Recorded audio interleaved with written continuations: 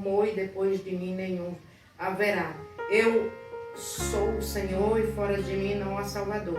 Eu anunciei, eu salvei e eu mostrei. Deus estranho não houve entre vós. Portanto, vós sois as minhas testemunhas, diz o Senhor. Amém. Por que eu li esse texto bíblico, irmãos, que falando de que nós somos as testemunhas, as verdadeiras testemunhas do Senhor. Aquilo que Deus faz na nossa vida, Deus quer que nós testemunhemos. O que é um testemunho? É contar aquilo que Deus fez. Porque aquilo que Deus fez na nossa vida não vai servir só para nós, mas para muitos que vão ficar sabendo. E a irmã Eugênia, quando eu fiquei sabendo que ela abriu esse canal, eu senti o desejo da gente estar falando sobre isso. Por que com a irmã Eugênia? Porque ela faz parte do que eu vou contar aqui, né, irmã Eugênia? A gente, há 5 anos e 6 meses atrás, Deus fez uma obra gigante na nossa vida, na minha família, e Deus usou a irmã Eugênia como um canal na nossa vida. O meu esposo, eu sou casada com o Expedito, ele, há alguns anos atrás, ele estava com problema com álcool e ficou numa situação muito crítica, a ponto de ficar totalmente dependente. A irmã Eugênia tem esse ministério de internar pessoas, ela vai atrás de pessoas com problema de álcool, de droga, moradores de rua, aqueles que querem a ajuda dela. Ela vai atrás, ela procura clínica, ela interna.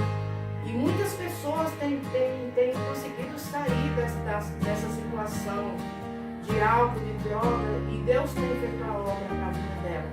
Só um detalhe que eu quero falar para você.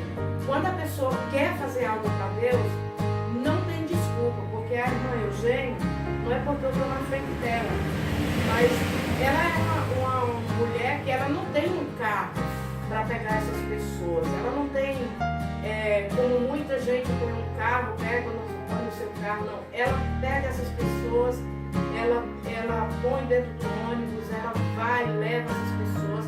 E ela fez isso com meu marido.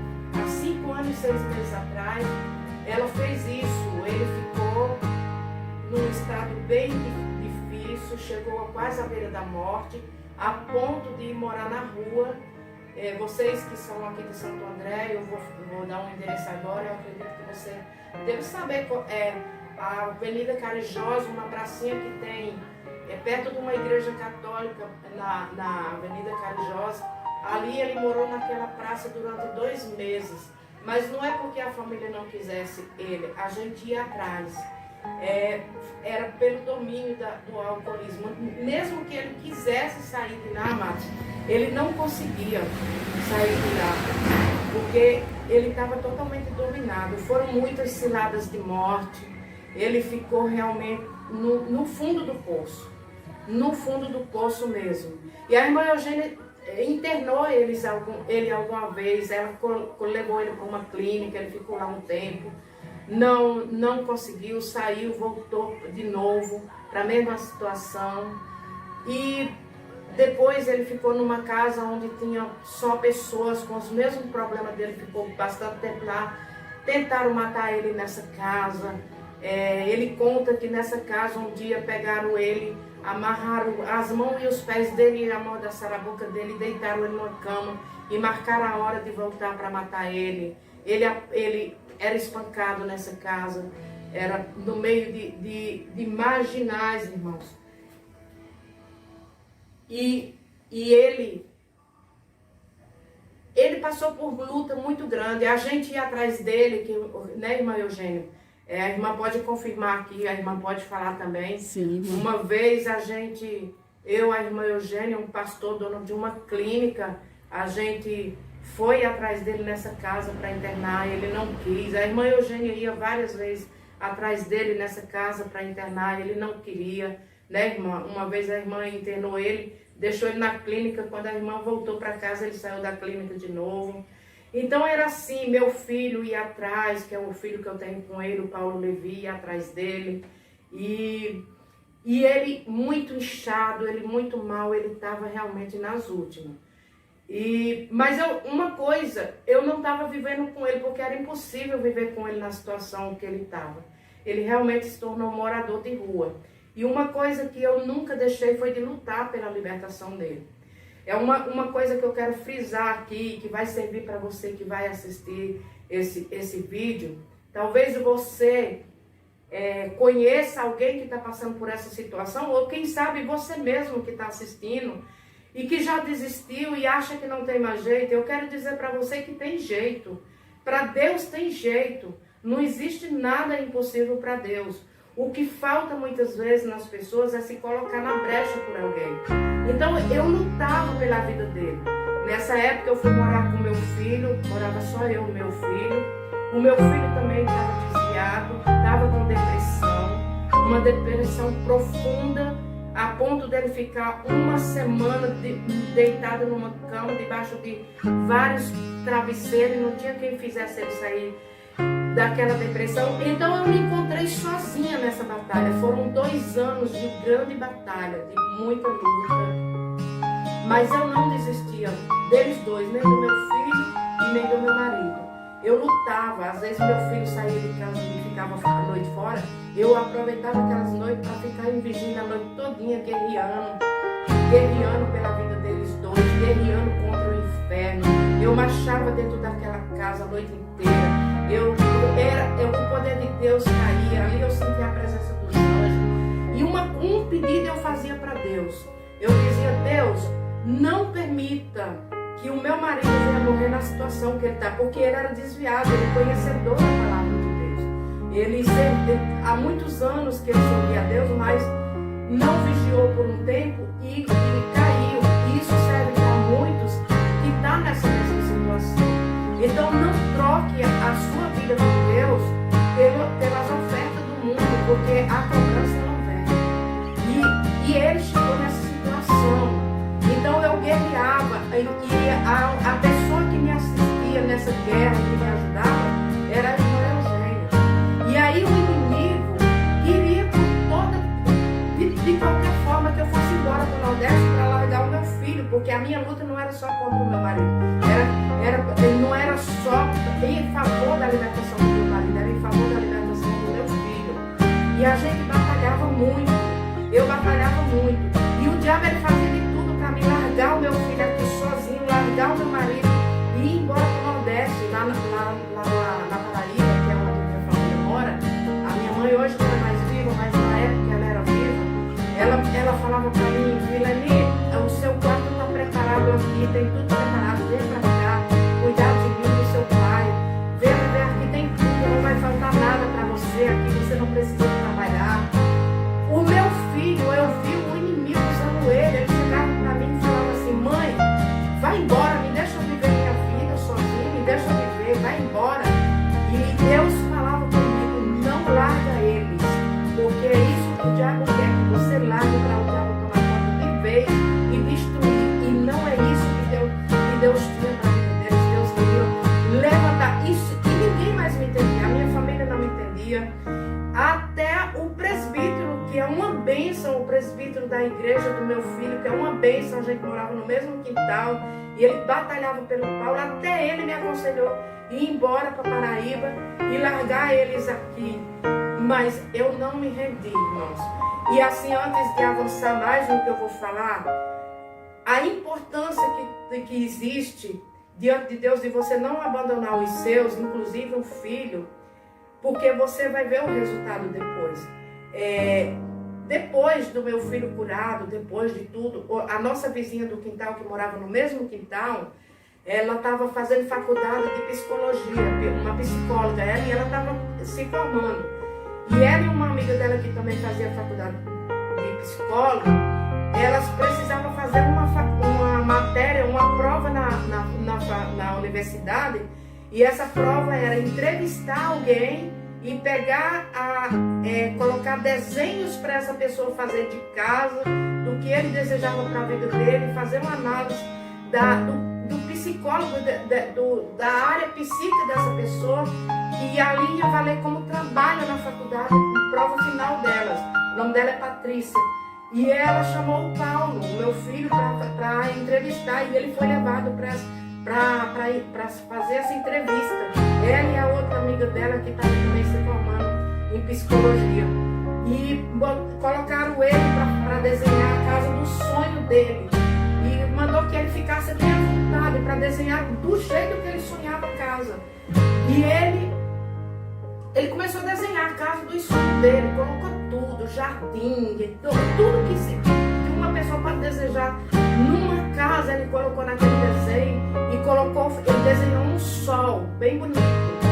E aí quando terminou aquele desenho, elas foram analisar e elas começaram a perguntar para ele o significado de cada coisa que ele desenhou. E ele ia falando. Aí quando chegou na vez do sol, ela perguntou para ele: Paulo, e esse sol que significa que você colocou aí? Ele falou bem assim: esse sol simboliza a minha mãe, porque a minha mãe foi a única pessoa que não me abandonou no momento em que ninguém mais acreditava em mim. Então, irmãos, isso não tem preço. Não tem preço. E essas mulheres psicólogas, que já são psicólogas hoje, isso desabou ali, e ali foi um momento de grande emoção.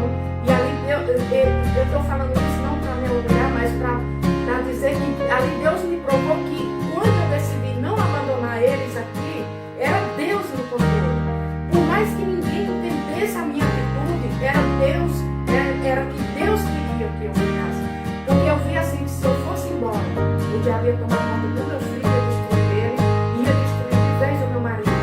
Porque só tinha eu para lutar por eles. E a irmã Eugênia que me acompanhava. A irmã Eugênia não é parente nossa, ela não é família biológica de sangue nossa, é uma irmã em Cristo. Mas ela nunca abandonou essa batalha, ela estava sempre ali junto comigo. E aí até que, amados, chegou. Por que eu quis? Eu falei com a irmã Eugênia para a gente gravar aqui na congregação, na igreja aqui, porque foi aqui que começou tudo. O meu marido, ele tinha sumido. Ele estava tão mal, ele já estava em estado de rua mesmo, ele tinha sumido, ninguém sabia se ele estava vivo ou morto. E aqui, eu congregava com a irmã Eugênia aqui, eu tinha a chave dessa igreja, e naquele dia era dia de culto. E eu cheguei cedo, ainda estava dia, e eu abri a igreja porque eu vim com o propósito de chegar aqui e orar até a hora do culto. E eu cheguei, eu gostaria que a irmã Eugênia, conforme eu vou andando, ela virasse a câmera comigo. Eu abri a igreja, era tardinha, o culto só ia começar às 7 horas da noite. E eu cheguei, abri a igreja e dobrei meu joelho nesse local aqui. E comecei a orar. E naquele dia eu fiz uma oração diferente para Deus. Eu fiz uma pergunta para Deus. Eu falei: Senhor, e aí, como é que vai terminar? Qual vai ser o final do meu marido? Qual vai ser o final dele? Ninguém sabe onde ele está, se ele está vivo ou morto.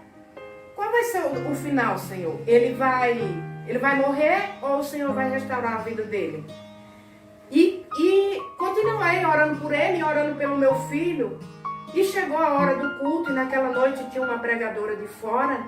Uma mulher que até hoje eu não sei o nome dela, porque eu nunca tinha visto ela e vi ela naquele dia e não vi nunca mais.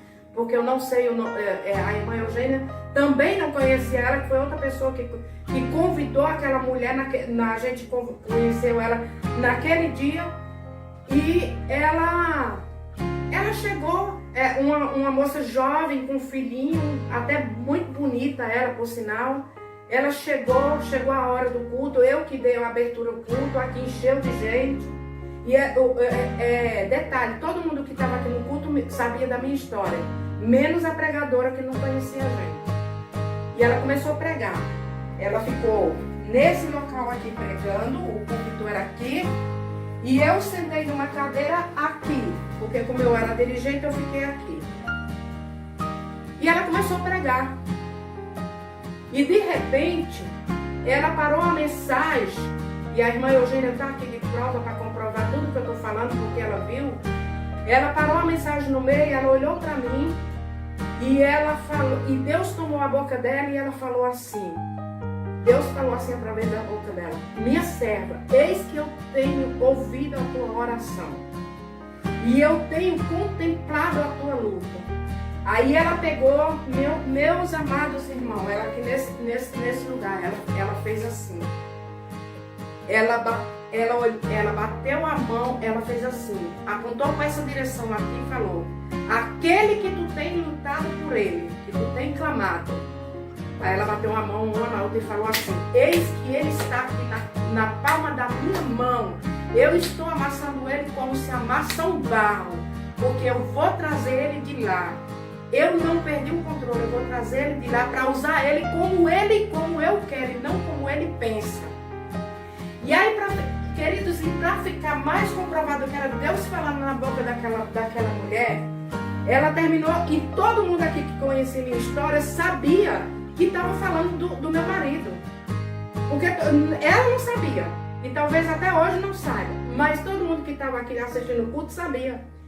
Aí, para comprovar que era Deus falando, ela terminou a área do expedito, ela falou assim: e aquele que está na tua casa, não te preocupa com ele, porque você não faz ideia a obra que eu tenho na vida dele.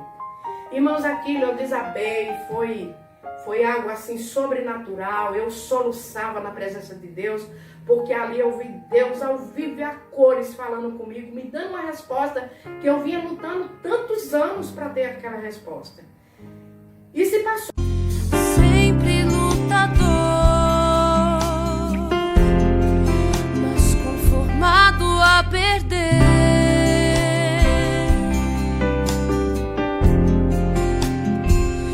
Os teus sonhos estavam acabados, não encontrava luz.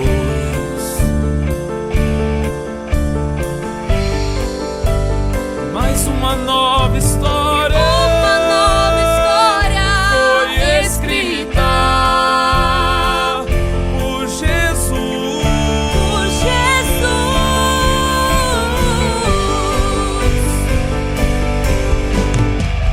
E Ele vai mudar tua realidade.